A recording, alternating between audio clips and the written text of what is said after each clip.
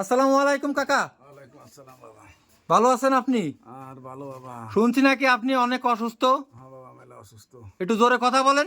বাবা, কথা বলতে পারছি না বাবা, শরীরটা প্রচন্ড খারাপ বাবা। আপনার আপনার পরিবার কোথায় আছে এখন? বাবা, আমার ছেলে পুতির বড় তাড়াই দিছে, আমার বউ বাচ্চারাও তাড়াই দিছে আমাকে। আমার হাসপাতালে নিয়ে যাওয়া অনেক টাকা লাগবে বুঝে, আমার এই রোগ সারবে না ডাক্তারে বলেছে বলে আমাকে কেউ রাখি নাই, বাড়িতে তাড়াই দিছে। মানে আপনার অনেক টাকা লাগবে রোগ চিকিৎসা করানোর জন্য। জি বাবা। এখন কি রোগ হয়েছে আমার একটু বলা যায়? তা বলতে পারি না, ডাক্তার আমাকে বলি নাই, ওদের জন্য কি বলছে রে বাবা। আমি রাস্তাঘাটে ফুটপাতে থাকি, রেল স্টেশন থাকি, না খেয়ে থাকি। আমি রাস্তায় পড়েছিলাম এই 2-3 দিন, এই মা আমার উঠে নিয়ে আসে এখানে। প্রিয় দর্শক কিন্তু আপনারা দেখুন, যাদের বাবা নেই তাদের বাবা না থাকার যে কি কষ্ট, আসলে এই বাবা যার নেই সেই জানে যার বাবার কষ্ট কি, সেই বোঝে, তাই তো? আমাদের বাবা আছে আমরা তো বুঝতেছি না। প্রিয় দর্শক কিন্তু আপনারা ভিডিওটা শেয়ার করেন, আপনাদের শেয়ারের মাধ্যমে এই চাচা কিন্তু সুস্থতা এবং আমরা যে সুস্থ করার যে টাকা লাগে সেই টাকার আমরা একটা বন্দোবস্ত করবো ইনশাল্লাহ, নাকি? চাচা আপনারা সুস্থ করার জন্য কত টাকা দিতে হবে বলেন? বাবা, ডাক্তার কাছে শুনছিলাম, ওদের বলতেছিল যে আপাতত 10,000 8,000 টাকা হলে মনে হয় আমার চেক আপ চিকিৎসা করা যেতে পারে, এরকম বলছিল বাবা। ওরকম বলছিল। জি। প্রিয় দর্শক কিন্তু শোনেন, আপনারে 10,000 টাকা কি 8,000 টাকা যাই লাগে আমরা এই টাকা বহন করবো ইনশাল্লাহ।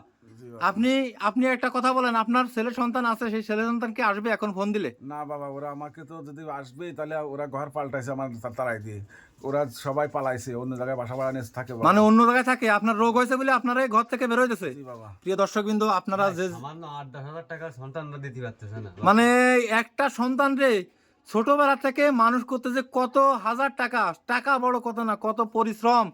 একজন বাবা, একজন যোদ্ধা, কত পরিশ্রম এবং অধ্যবসায় লাগে একটা সন্তান মানুষ করতে গেলে। আর আজকের সেই বাবা ফতে স্টেশনে থাকে।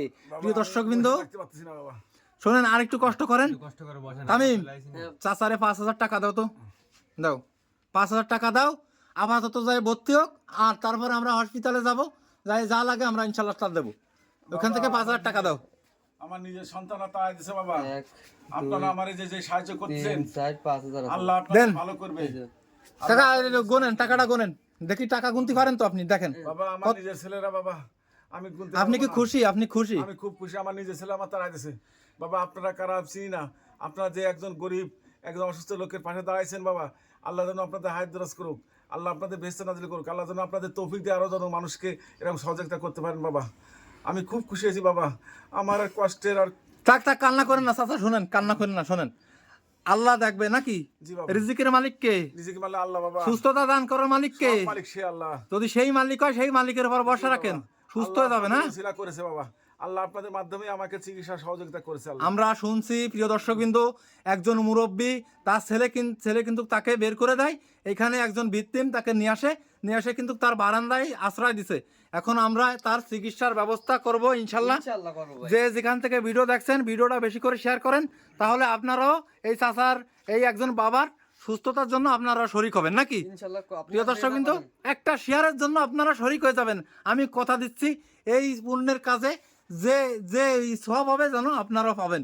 আপনারা এই ভিডিওটা বেশি করে শেয়ার করেন। প্রিয় দর্শকবৃন্দ, তাহলে আপনারা সবাই ভালো থাকেন, আপনাদের সকলের সুস্বাস্থ্য কামনা করি। এই চাচার জন্য সবাই দোয়া করবেন, চাচা যেন অতি শীঘ্রই যেন সুস্থতা অনুভব করে এবং সুস্থ হয়ে সে যেন স্বাভাবিক জীবনে ফিরে আসে।